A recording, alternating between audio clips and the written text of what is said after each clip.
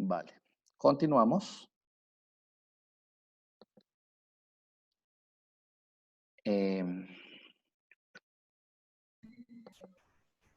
Listo, estábamos en el tema de las observaciones sobre el escrito de acusación que pueden realizar defensa, Ministerio Público y víctimas, y estábamos diciendo que pueden dirigirse a la verificación de la existencia y satisfacción de los requisitos del escrito, más no al control sustancial de sus contenidos, Epa. de acuerdo con la sentencia que les estoy citando.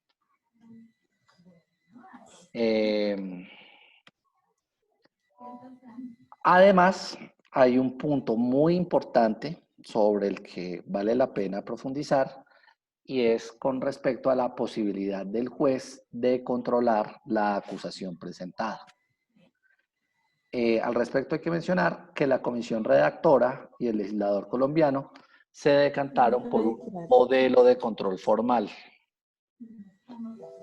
Y ese modelo de control formal lo que significa es que si bien el juez puede verificar que el escrito de acusación cumpla con sus requisitos formales, no puede entrar a controlar que la acusación cumpla con sus requisitos sustanciales, tales como que cumpla con el nivel de riqueza descriptiva exigidos para las premisas fácticas y jurídicas, o que sea sostenible un juicio de tipicidad, o que efectivamente con los elementos de prueba que se descubren en la acusación sea sostenible el estándar de prueba de probabilidad de verdad.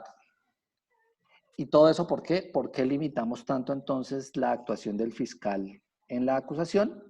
Porque se ha considerado por parte del legislador y de la jurisprudencia que la acusación es un acto propio de la fiscalía, que solo le compete a la fiscalía, y que una actuación de control sobre ese acto que le compete a la fiscalía violaría o vulneraría el principio acusatorio o dispositivo, que implica que cada parte tiene que realizar las funciones que le competen dentro del procedimiento, y que si una se meten en las funciones de otra, estamos afectando, digamos, el esquema general del mismo. Hay Doctor, yo tengo excepciones. una pregunta ahí. Vale, vale, Iván, cuénteme. Y es la siguiente. Bueno, el juez bueno, no le es permitido controlar que la acusación cumpla con los requisitos sustanciales. Ajá. Pero, digamos, él podría invalidar esa acusación porque de verdad no cumple con esos requisitos. O sea, no los controla, pero de alguna u otra manera puede, no sé, invalidarla o no tener, o no sé, algún mecanismo para que, digamos, se presente mejor o algo así. Le entiendo, Iván. Sí, la jurisprudencia ha hecho pequeñas salvedades, como reconocer, que es lo que les digo en el apartado siguiente aquí en la diapositiva, que cuando la acusación en sus dimensiones fáctica o jurídica sea completamente ininteligible, es decir, inentendible, no tenga coherencia, no tenga lógica, el juez puede solicitarle al fiscal que la aclare. E incluso en las jurisprudencias más recientes al respecto, se ha planteado que el juez puede utilizar sus facultades de gerente del proceso, de orientador del proceso, para tratar de que la fiscalía haga una acusación lo más clara y lo más precisa posible. Sin embargo, esto con la salvedad de que el juez no cuenta con la facultad de improbar la acusación o de no aceptar la acusación presentada. Y por lo tanto, la decisión final con respecto a cómo se presenta la acusación es facultad de la fiscalía.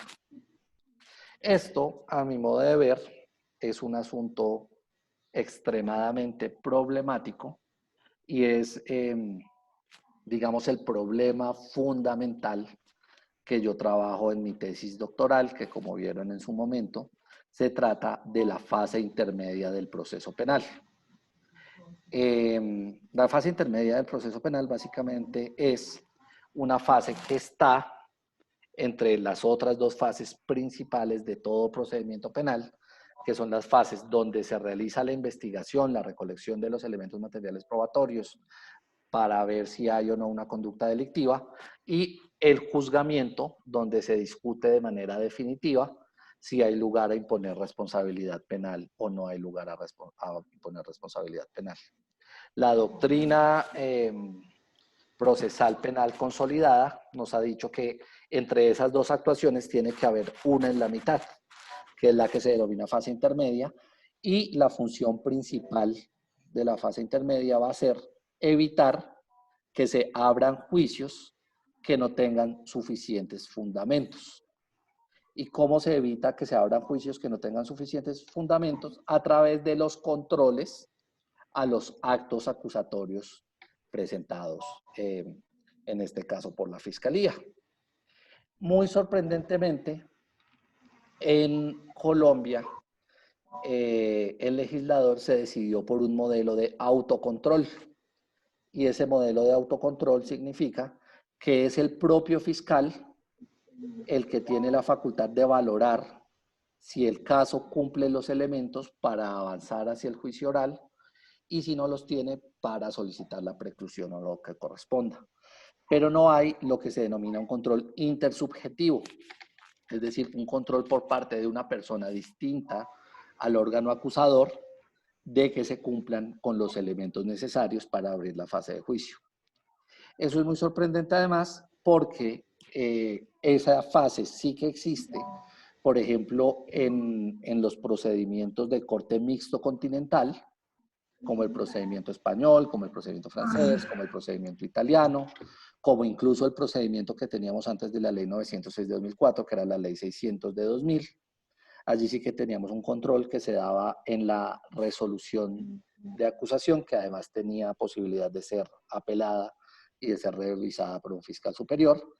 Y también existe esa fase intermedia en el procedimiento de los Estados Unidos, con la institución de la preliminary hearing y de la revisión del caso por parte del gran jury. Por lo tanto, no se entiende muy bien por qué en Colombia nos saltamos esto de la fase intermedia, pero el hecho es que no lo saltamos. No existe una fase intermedia sustancial en Colombia. ¿Y cuál es el problema de eso?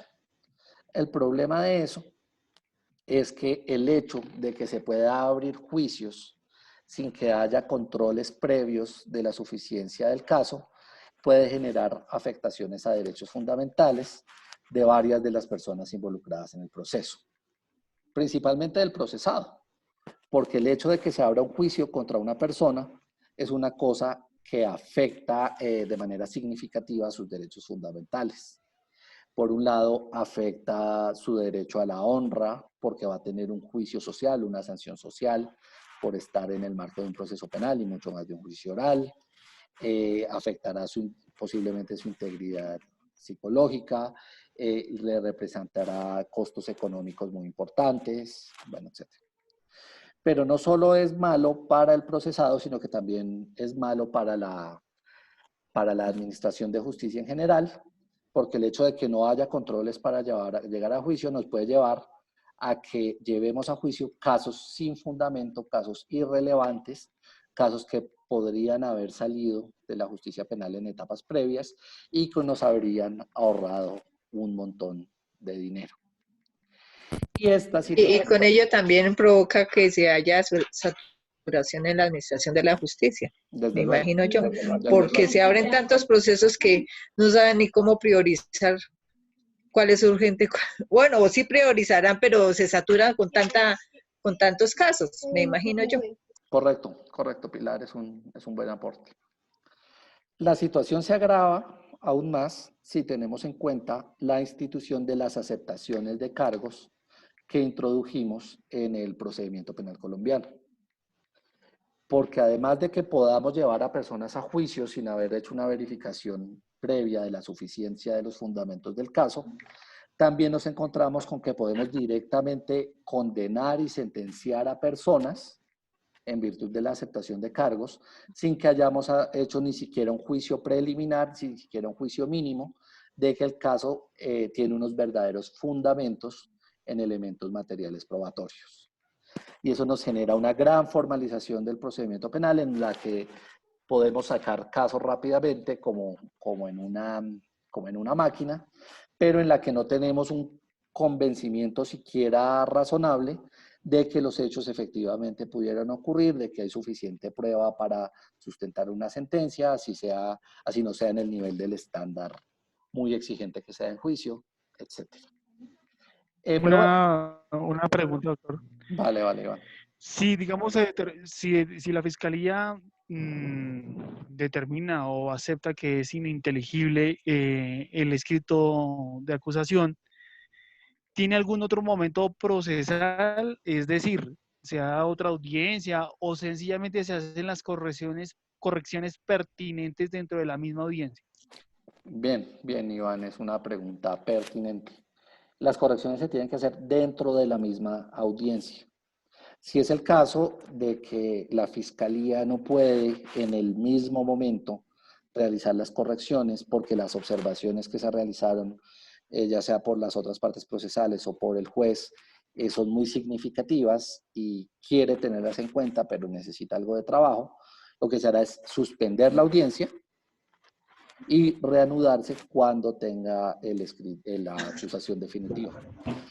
Pero se tiene que realizar en el momento procesal de la audiencia de formulación de acusación. Daniela, ¿nos cuentas el Ay, qué chiste? pena. Compañeros, cerren los micrófonos. Discúlpeme, profe, no fue sin intención. Vale, Daniela, no Qué pasa nada. pena. Bueno, es eso. Entonces, el tema de... lo último que les quería decir al respecto, igual, como les dije, lo que yo les voy a preguntar en el examen final y etcétera, va a ser cómo es el procedimiento y no estas críticas adicionales que yo hago desde mi posición de académico. Estas se las menciono, pues, para que ustedes las valoren, las tengan en cuenta y vayan asumiendo posiciones críticas con respecto a cómo es la regulación procesal actualmente. Lo último que les quería decir frente a este punto es que la solución tampoco es tan fácil. Y tampoco es tan fácil porque si le damos al juez de conocimiento la posibilidad de controlar sustancialmente la acusación presentada, nos encontramos ante un problema y es el del prejuzgamiento.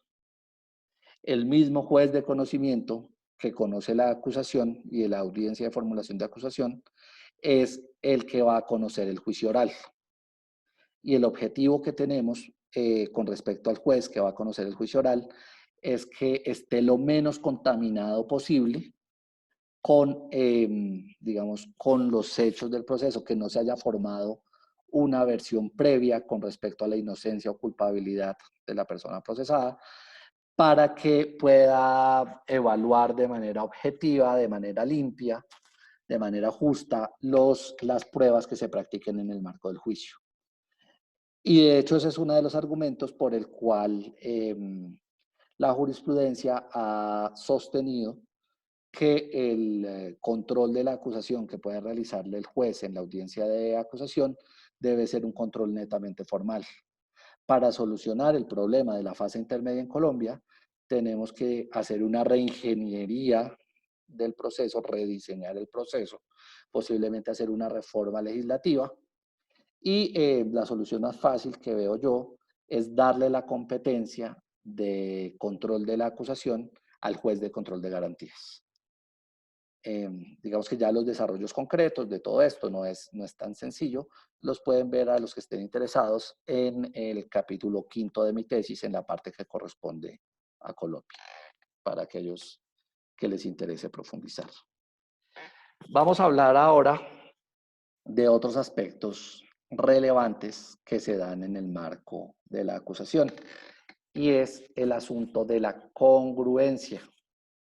La congruencia básicamente significa que tiene que haber unas relaciones de correspondencia entre, en este caso, entre el acto de acusación y la discusión que se da en el marco del juicio oral.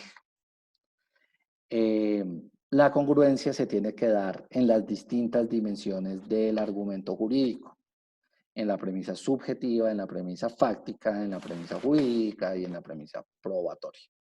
En cuanto a la premisa subjetiva, la persona que es condenada en juicio o que es juzgada, porque no sabemos si la van a condenar todavía, tiene que ser la misma que ha sido acusada. No podemos incluir nuevas personas en el lapso entre la acusación y el juicio. Y esa congruencia subjetiva además nos viene de atrás, porque si ustedes recuerdan, cuando hablamos de la imputación, dijimos que la imputación determinaba o fijaba la premisa jurídica a lo largo del proceso. Por lo tanto, la misma persona que se imputó tiene que ser la misma persona que fue objeto de acusación y tiene que ser la misma persona que se va a juzgar en juicio. No se pueden hacer modificaciones a lo largo del proceso. Lo mismo sucede con la premisa fáctica. Los hechos que se narran en la acusación deben ser los mismos hechos que se pretenden probar en juicio y que van a ser objeto de discusión y posiblemente de condena. No se pueden variar los hechos de la acusación al momento del juicio oral, no se pueden incluir nuevos hechos.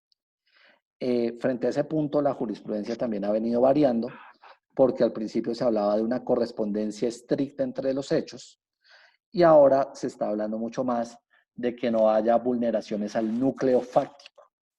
Es decir, que la parte central, la parte principal de los hechos no se pueda variar posteriormente. A mí esa idea del núcleo fáctico, si bien pues es un poco abstracta, es un poco vaga, me parece importante, me parece adecuada, porque desde luego con las discusiones que se van dando según va avanzando el proceso, se tendrán que hacer ajustes en los hechos, así sean ligeros, así sean pequeños. Y si amarramos al juez a que solo puede fallar de acuerdo con los hechos en los términos estrictos que se describieron en la imputación, pues podemos ponerle una camisa de fuerza demasiado pesada que puede ir en contravía de la justicia material. Por lo tanto, esta noción de que efectivamente debe existir congruencia fáctica, pero esa congruencia debe corresponder con el núcleo fundamental de los hechos narrados, me parece una noción interesante. Ahora, pero es que, perdón, profe, pero es que ahí me imagino que se supondría que los hechos son los hechos de los que se están narrando es de manera real y lo que está pasando. Ya después digamos que en 6 meses que lleva el proceso no le pueden cambiar de que pues era otra situación, otra cosa, pues me imagino que es a lo que va, pues a lo que se referiría en esa parte. No cambiarlos así como tan radicalmente, pues tendrán que haber unos cambios considerables, pequeños, no grandes. Y no me imagino pues porque como hasta ahora estamos incursionando en esta parte del derecho, pero no me imagino que la imputación se le vaya a registrar a Pepito Pérez y que ya no es Pepito Pérez, sino la señora Marcela Fernández, ¿sí? Entonces, no creas, Pilar, eso pasa de todo en el proceso. ¿Ah, sí? Y sobre todo en el tema fáctico, las variaciones pueden ser muy significativas a la hora de la práctica de pruebas en el juicio. Entonces, el tema de la congruencia yo lo veo de la siguiente manera. Por ejemplo, en un caso de, no sé, de actos sexuales abusivos que se dieron de manera repetida, en un momento se imputó que se presentó los días 15, 16 y 17 de abril de 2017. Pero después de toda la discusión en el juicio, se dan cuenta de que efectivamente se presentaron los actos sexuales abusivos, pero no se dieron en esas fechas, sino en el 17, 18 y 19, por ejemplo. Eso, a mi modo de ver, sería una modificación fáctica que no afecta el núcleo esencial de la acusación y por lo tanto podría admitirse si sabemos que nos estamos refiriendo a 3 situaciones determinadas que eran los mismos hechos que se estaban narrando y que hubo un mero error en las fechas. Al contrario, ¿En el caso Colmenares? En el caso Colmenares, ¿hubo ajustes en las fechas? No me acuerdo. Pero sí variaba harto, cada rato. Sí, por ejemplo, eso sería un caso complicado, porque si ya variamos de que no fue que lo empujó al caño la señorita, sino que después fue que el que le pegó un botellazo fue otro señor que estaba en otro lado y que llegó después y que bueno, etcétera, ya podríamos encontrarnos ante una variación significativa en la premisa fáctica de la acusación y de la imputación que podría estar dentro del núcleo esencial. Y por lo tanto eso podría generar, pues digamos, una afectación al debido proceso. ¿Por qué es importante esto de la congruencia fáctica? Porque la idea es que la defensa se defienda de unos hechos determinados, de unos hechos que le están imputando. A mí me están diciendo, oye, es que usted realizó tal, tal, tal y tal, y yo tengo que construir una estrategia defensiva para negar la ocurrencia de tales hechos. Cuando después en el juicio me dicen, no, es que lo que pasó no fue eso, sino que pasó otra cosa y ahí fue donde usted cometió el delito, pues está afectando al derecho a la defensa del procesado, porque no está contando con la posibilidad de prepararse para refutar los hechos por los que efectivamente se le está pretendiendo imponer condena. Esa es la relevancia del principio de congruencia. Es una garantía fundamental para el derecho de la defensa y para el derecho de igualdad de partes en el proceso. Además de la congruencia subjetiva y de la congruencia fáctica, tiene que existir una congruencia jurídica. Y esto quiere decir que los delitos por los cuales se presenta acusación, por regla general, deben ser los mismos delitos por los cuales se solicita condena y cuya ocurrencia es la que evalúa el juez en el momento del juicio. Por lo tanto, si en la acusación se presenta los cargos, se presenta la calificación jurídica, por ejemplo, por un hurto calificado, luego en el juicio no se podrá condenar por una estafa o por un peculado o por un fraude mediante cheque. Los delitos que son objeto de acusación, por regla general, deben ser los mismos sobre los que verse la condena. Y esto también, de nuevo, es una garantía muy importante para el derecho de defensa, porque la persona y el abogado defensor van a tratar de negar la ocurrencia de un delito determinado. Y por lo tanto, si se varía el delito posteriormente, pues digamos que habría una, ¿cómo decirlo? Como una violación a las reglas de juego, porque no se le está preparando para defenderse de lo que efectivamente se le había acusado previamente, sino que se le está acusando ahora por una cosa distinta. Se le está vulnerando la posibilidad de preparar una defensa frente a los cargos específicos por los que se le pretende condenar. Sin embargo, esta regla general tiene excepciones y esa excepción está en varias jurisprudencias, en varias sentencias de la Corte Suprema. Aquí en las diapositivas les cito una para que la tengan en cuenta. Y la excepción nos dice que el juez, al momento de condenar en el juicio, puede apartarse de lo contemplado en la acusación cuando se presenten las siguientes circunstancias. Primero, que la Fiscalía lo solicite de manera expresa. Esa solicitud la hará usualmente en los alegatos finales en la audiencia de juicio oral. Además, se necesita que la nueva imputación verse sobre un delito del mismo género. Es decir, la modificación no se puede dar, por ejemplo, de hurto a peculado o de hurto a, bueno, algún otro delito, a, no sé, fraude mediante cheque, una cosa así, sino que se puede dar, por ejemplo, entre hurto agravado y hurto simple. porque sería un delito del mismo género.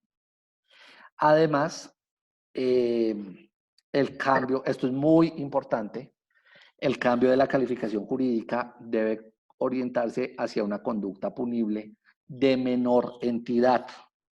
Es decir, la modificación nunca se puede dar agravando la circunstancia, la situación del procesado, sino siempre atenuándola. Por lo tanto, la modificación se podrá dar entre hurto agravado y hurto simple, pasar de un hurto agravado por el que se acusó a un hurto simple por el que se condena, pero nunca al revés. Nunca se podrá acusar por hurto simple y luego condenar por hurto agravado, porque el hurto agravado es más grave que el hurto simple, es una conducta delictiva de mayor entidad. El otro requisito es que la tipicidad novedosa respete el núcleo fáctico de la acusación. Ya acabamos de hablar de qué sería el núcleo fáctico. Y el último requisito sería que no se afecten los derechos de los sujetos intervinientes. Este último requisito a mí me parece un poco ingenuo, porque desde luego que si se cambia la calificación jurídica, pues se afectará en alguna medida los derechos de los sujetos intervinientes y en particular del sujeto procesado. Y me parece que la Corte debería ser un poco más honesta al mencionar que lo que se hace es que se ceda un poco en las garantías del procesado para garantizar que se dé una justicia material en el caso. Pero nosotros tendemos a una visión de una armonía plena del sistema jurídico en el que nunca hay sacrificios, en el que todos los valores siempre los logramos desarrollar paralelamente. Y eso nos lleva a ser a veces muy retóricos y muy ingenuos y a no reconocer los verdaderos conflictos de valores y los conflictos de intereses que se presentan en el marco del proceso penal. Hay una sentencia adicional que es la otra que les cito aquí en las diapositivas, y en esa sentencia incluso se permite una modificación en la calificación jurídica en el juicio, ignorando el primero de los requisitos que se pone en la segunda sentencia. Es decir, ignorando la necesidad de que la Fiscalía haga la solicitud de manera expresa. En esa sentencia, el caso es que es un proceso por acceso carnal violento contra una menor de edad y toda la discusión en el juicio no logra demostrar la ocurrencia del acceso porque no se logra demostrar que hubo penetración, pero sí se logra demostrar que hubo actos sexuales abusivos, que hubo tocamientos indebidos, que hubo, bueno, etcétera, actos sexuales abusivos. Pero la Fiscalía de cualquier manera solicitó condena por el acceso carnal. Ahí lo que hace la sentencia, lo que hace la Corte es decir, oiga, si bien no se cumple el requisito de que la Fiscalía haya modificado su calificación jurídica, pues es un caso de justicia material muy grave que absolvamos a una persona que cometió unos actos sexuales abusivos contra una menor simplemente porque la Fiscalía hizo mal su trabajo, porque la Fiscalía no hizo la imputación jurídica correcta.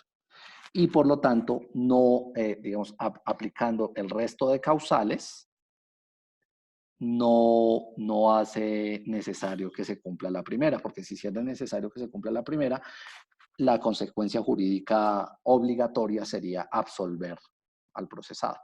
Por lo tanto, es un nuevo caso en el que cede el principio dispositivo, cede el principio acusatorio ante la necesidad de que se dé una sanción penal que respete la justicia material. Y también tiene que existir congruencia en el nivel probatorio, en lo que nosotros llamamos la dimensión probatoria de la acusación.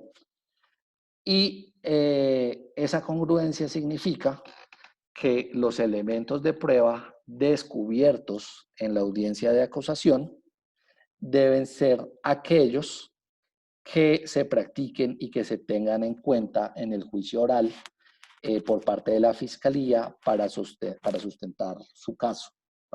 Ustedes saben que en el juicio se presenta el caso de la Fiscalía y el caso de la defensa, y en este caso los elementos descubiertos en la acusación tendrían que ser aquellos que se utilizan en el caso de la Fiscalía. Y eso también es muy importante para el derecho de defensa. ¿Por qué? Porque si yo en la acusación le informo al procesado y a la defensa cuáles son las pruebas que tengo contra la persona para buscar su condena, le estoy dando la posibilidad, por un lado, de que controvierta esas pruebas, de que prepare la controversia frente a esas pruebas para desacreditarlas, para considerarlas no válidas, para considerar que no son suficientes para demostrar los hechos que pretenden probar. Y segundo, para que busque la contraprueba, para que busque los elementos de prueba de su parte, para que pueda plantear una hipótesis alternativa en el marco de juicio oral que no justifique la idea de culpabilidad, sino que justifique la idea de inocencia. El descubrimiento probatorio es una de las garantías más fundamentales para un juicio oral en que se garantice efectivamente el derecho de defensa. Pero, de nuevo, la jurisprudencia contempla excepciones frente a esa regla general y nos plantea entonces que se podrán tener en cuenta en juicio elementos de prueba que se convertirán luego en pruebas que no se hayan descubierto en la audiencia de acusación cuando, uno, surjan en el juicio, bien porque se derivan de otra prueba allí practicada y ello no era previsible, o porque en su desarrollo alguna de estas encuentra un elemento de convicción hasta ese momento desconocido, o porque no fue descubierto oportunamente por motivo no imputable a la parte interesada en su práctica, o porque es muy significativo e importante por su incidencia en el caso. Y bueno, en este caso no sería un no, sino un y, más bien. Y porque su admisión no comporta serio perjuicio al derecho de defensa y a la integridad en el juicio. Básicamente lo que nos está diciendo aquí la Corte es, ¿será admisible ese tipo de prueba en el juicio oral cuando por motivos no imputables a la Fiscalía haya sido imposible realizar el descubrimiento en la audiencia de acusación? Y eso se podrá dar cuando era imposible conocer que esa prueba existía en el momento en que se dio la acusación, pero se llegó a su conocimiento en la audiencia de juicio, por ejemplo, a partir de un testimonio de algo que dijo un testigo o a partir de una información nueva que le llegó al fiscal por un medio que no era posible conocer previamente. La idea es que el uso de estas pruebas sorpresivas sea absolutamente excepcional, porque desde luego que implican una afectación importante al derecho de defensa. Y de nuevo en este numeral cuarto, la Corte vuelve a manejar esta posición ingenua. Se admitirá excepcionalmente, pero siempre y cuando no comporte un serio perjuicio al derecho de defensa. Pues claro que va a comportar un serio perjuicio al derecho de defensa, desde luego. Lo que tendríamos que decir honestamente es que en este caso, dada la importancia de la justicia material, de encontrar una condena que efectivamente corresponda con la realidad, hacemos concesiones, hacemos que ceda en alguna medida el derecho de defensa. Y desde luego, lo normal será que cuando se presente una de estas pruebas sorpresas en el marco de un juicio oral, se le permita a la defensa un tiempo prudencial para evaluar la prueba presentada y para que pueda presentar una contraargumentación idónea. Pero, pues desde luego implicará una afectación frente al trámite ordinario o al trámite general. Está larga esta clase, hola. Además, hay un tema y es la imposibilidad de la nulidad de la acusación. Y esto significa que la jurisprudencia, hasta aquí que le cito, ha establecido que siendo la acusación un acto de parte, cuyo contenido es facultad de la Fiscalía y es responsabilidad de la Fiscalía, no se puede declarar nula una acusación cuando no cumpla con sus requisitos sustanciales. Y por lo tanto, la sanción para una acusación que no contemple los elementos mínimos requeridos no será la nulidad, sino que será la absolución, la no prosperidad de las pretensiones de la acusación en el juicio. Esto, digamos que lo realiza la Corte, esta posición la asume la Corte, tratando de ser coherente con su visión de que la acusación no debe tener un control sustancial por parte de nadie. Pero nos lleva a situaciones muy complicadas, muy difíciles, como aquellas en las que existían elementos para formular una acusación adecuada, una acusación correcta, pero por errores técnicos de la fiscalía, por errores, digamos, de forma o por errores de cómo se presentó como tal el escrito, no se puede llegar a una condena. Eso, digamos, que nos repugna, nos parece raro que habiendo mérito para condenar, no lo hagamos por una falla técnica.